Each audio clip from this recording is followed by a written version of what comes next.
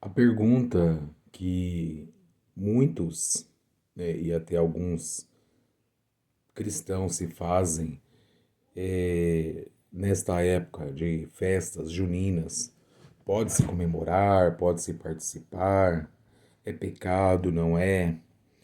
E eu tenho visto que algumas pessoas têm defendido que não é pecado, que pode, e já outros dizem que não, tá errado, não pode.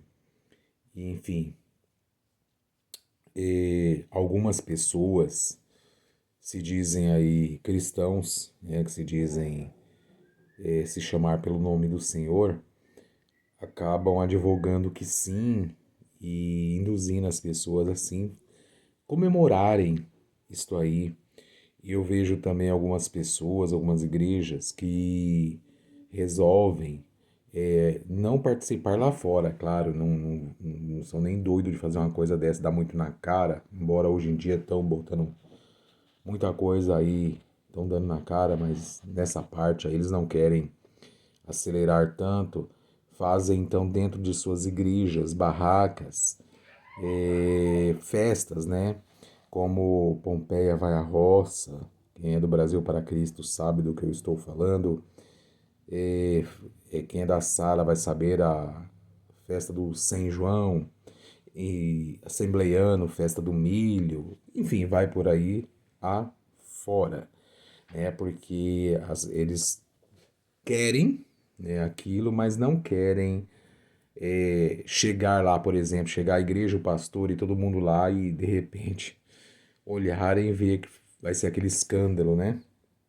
A minha opinião é bíblica, tá? A minha opinião é bíblica, é que sim, é errado, é pecado, é idolatria, é prevaricar contra Deus, é desobedecer a palavra de Deus, é fazer tudo aquilo que Deus não gosta, porque essa festa é uma festa idólatra que foi cristianizada pela Igreja Romana lá atrás, pós-Constantino, porque havia festas pagãs nesses moldes aí, né? E com fogueiras, com comidas, aquelas coisas todas, justamente nessas épocas. E aí a igreja de então resolveu que não pode ser dessa forma, aí tem que ser da nossa forma. Então cristianizaram, assim como cristianizaram o tal do Natal, enfim, inúmeras outras aberrações por aí, né? E não foi diferente com esta festa em específico, a tal da festa junina. Eu vou ler aqui dois textos. Vamos ao Velho Testamento. Você pode acompanhar aí com uma Bíblia. Se você não tiver uma Bíblia, use a versão online aí que sempre tem, né? Sempre está disponível. É, Vamos a Levítico, capítulo 18. Preste atenção, Levítico, capítulo 18, o verso. Vamos ver aqui a partir do verso 26. Deus vem dando uma série de ensinamentos ao povo judeu, né, ao povo de Israel, que ele tirou lá do Egito e falou: vocês vão ser o meu povo, a minha propriedade peculiar, vocês serão meus representantes e tudo mais. Enfim, a partir de 18, 26, Levítico, né? Vamos lá. Vocês, porém, guardarão os meus estatutos, os meus juízos, e não farão nenhuma dessas abominações. Que abominações são essas? Deus vinha falando de certas práticas que havia no meio do povo pagão, na terra em que eles passaram a possuir, que Deus estava dando a eles. E desde lá do Êxodo, Deus vem falando: olha, não faça isso, não faça aquilo, não seja assim, não seja assado, não imite, não faça, não prove, sejam santos. Deus falou para ser santo, como ele é santo. E a palavra santo significa separado. Então, eu tenho essa Bíblia. Essa Bíblia é minha. Eu faço com ela o que eu quiser. Ela é santa para mim. Ela é separada. Ela é separada para mim. É minha. Tá entendendo? Então Deus pegou o povo e falou: vocês são meus. Eu sou o Senhor de vocês. Eu vou cuidar de vocês, vou guiar vocês, então vocês são meus. Então, não façam isso, aquilo, outro. Continuando. Nem o natural da terra, nem o estrangeiro que peregrina entre vocês. Porque os moradores desta terra, que nela estavam antes de vocês, fizeram todas essas abominações, e a terra se contaminou. Então toda a porcariada que havia na terra, que o povo fazia, que não tinha Deus, e para eles era o que dava na telha, eram os deuses inventados, né? A Será, Baalins, e, enfim, Baal, e vai por aí afora. Então eles faziam o que queria, e a terra se contaminou por causa disso, Deus está falando. Versículo 28. Que não aconteça que a terra vomite vocês também, por terem se contaminado, como vomitou o povo que nela estava antes de vocês. Todo aquele que fizer alguma coisa dessas abominações, sim, aqueles que a cometerem serão eliminados do meu povo. Portanto, preste atenção. Portanto, vocês devem guardar a obrigação que têm para comigo, Deus falando com o povo, não praticando nenhum dos costumes abomináveis que foram praticados antes de vocês, e não se contaminem com eles. Eu sou o Senhor, o Deus de vocês. Tá vendo? Então, esta festa aí do acender fogueiras, essa tradição já vem lá de trás, muito tempo atrás, né? Dos povos pagãos, do povo antigo que morava aí na face da terra e não tinha Deus, não cria no Deus Todo-Poderoso, um Deus verdadeiro. Agora, deixa-me ler lá no Novo Testamento. Sabe o Pedrão, que muitos falam aí o São Pedro? Pedrão, né? Ele mesmo, que pessoas acendem fogueira para ele, comemoram, tudo mais, comemoram um dia para ele, aquela coisa toda. Ele disse na sua primeira carta, primeira de Pedro, capítulo 1, o verso 13 a seguir. Preste atenção.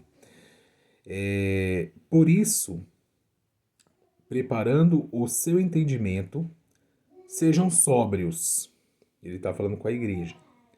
Esperem inteiramente na graça que lhes está sendo trazida na revelação de Jesus Cristo. Como filhos obedientes, não vivam conforme as paixões que vocês tinham anteriormente, quando ainda estavam na ignorância. Então não vivam mais daquela maneira que você vivia.